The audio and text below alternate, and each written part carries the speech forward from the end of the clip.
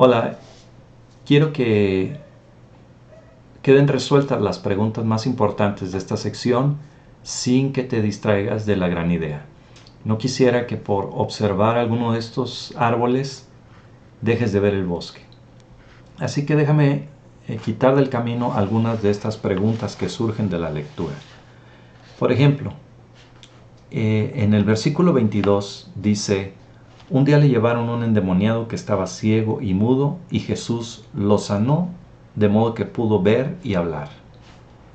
¿Los demonios pueden producir enfermedades físicas? La respuesta es sí.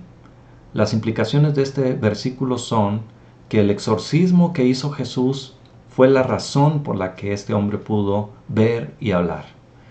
Si una persona tiene una enfermedad, ella tiene toda la libertad de buscar la ayuda médica necesaria, pero no debemos descartar nunca también la posibilidad de que hay fuerzas espirituales involucradas. En el verso 29 dice: ¿o cómo puede entrar alguien en la casa de un hombre fuerte y arrebatarle sus bienes a menos que primero lo ate? Solo entonces podrá robar su casa. ¿A qué se refiere Jesús con todo esto de atar al hombre fuerte? Bueno, esto es una metáfora muy interesante porque Jesús está dando recomendaciones de cómo robar una casa. En este caso, en el sentido común, uno diría, bueno, si es una casa de un hombre muy fuerte, uno primero tendría que entrar y atarlo para poder despojarlo de sus bienes. En este ejemplo, el hombre fuerte es Satanás. La casa es la persona a la que tiene poseída. Y Jesucristo es el hombre más fuerte que está atándole. Una vez que Jesucristo llega a la vida de una persona y ata a Satanás, entonces puede liberar a la persona. Este pasaje y algunos otros, como 1 Juan 5:18, nos hacen saber que un creyente auténtico que está habitado por el Espíritu Santo, quien es más fuerte, no puede ser poseído por el demonio. 1 Juan 5:18 dice: sabemos que el que ha nacido de Dios no está en pecado. Jesucristo, que nació de Dios, lo protege y el maligno no llega a tocarlo. Sin embargo, la recomendación del Dr. Constable nunca ha sido más útil. Y él dice que hay una línea muy delgada entre ser poseído y ser zarandeado, ser afligido por Satanás. Es cierto, el creyente no puede ser poseído por Satanás, pero también es cierto que cada creyente tiene una lucha personal diaria con el mundo, con la carne y con Satanás. Esa lucha es real. Y cada cristiano que no se somete al Espíritu Santo constantemente está abriendo oportunidades para que el enemigo le perjudique, la zarandee, le aflija. Un cristiano que vive constantemente en pecado abre espacios en su vida para que Satanás lo hostigue. En el verso 30 al 32, Jesús habla de la blasfemia del Espíritu Santo como el pecado que no se puede perdonar ni en este siglo ni en el venidero. Así que la pregunta es: ¿cuál es ese pecado imperdonable del cual Jesús habla? La blasfemia contra el Espíritu está relacionada con la respuesta que los fariseos dieron al exorcismo de Jesús y su ministerio en su conjunto.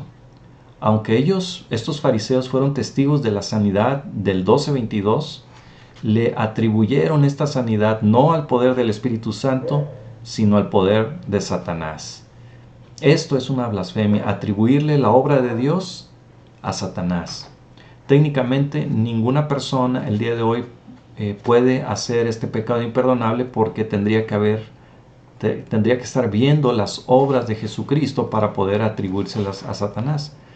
Sin embargo, el pecado imperdonable el día de hoy es no creer en Jesucristo, resistirse a confiar en Él. Como nos dice Juan 3:18, el que cree en Él no es condenado, pero el que no cree ya está condenado por no haber creído en el nombre del unigénito Hijo de Dios. En el verso 40, Jesús habla de que Jesús da respuesta a aquellos que le piden una señal. y les dice, no se les va a dar ninguna otra señal excepto la de Jonás. Y Jesús dijo que estaría 3 días y 3 noches en las entrañas de la tierra.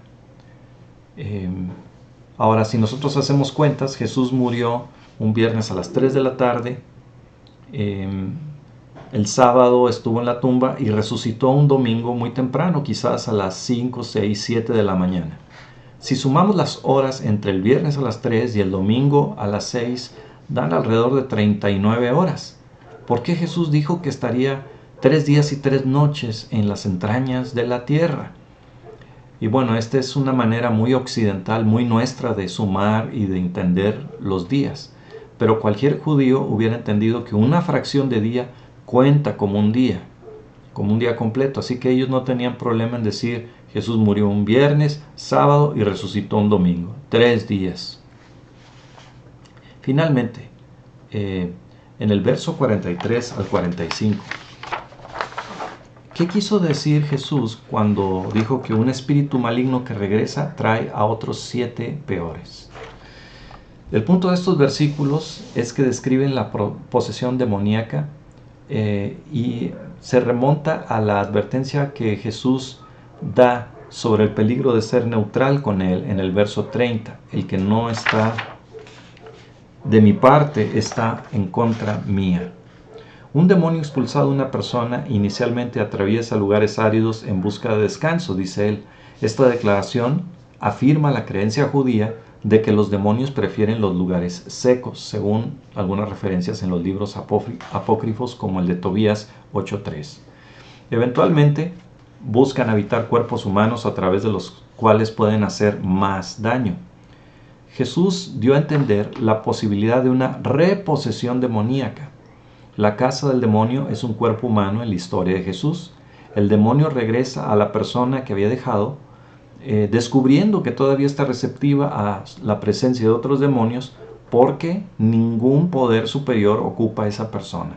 Esta persona fue expulsada del demonio, pero nunca confió en Jesucristo, nunca tuvo la presencia del Espíritu Santo en él. En consecuencia, el demonio invita a otros 7 y se instala en la persona, dejando el postrer estado peor que el primero. Así que Jesús comparó a los judíos incrédulos de su época con la persona endemoniada. Nota que al final del verso 45 está hablando de esto como una referencia a toda aquella generación incrédula, no es una referencia a una sola persona. Juan el Bautista y Jesús habían purificado la vida de muchos en Galilea, llamándoles al arrepentimiento, pero no todos habían abrazado con fe a Jesús.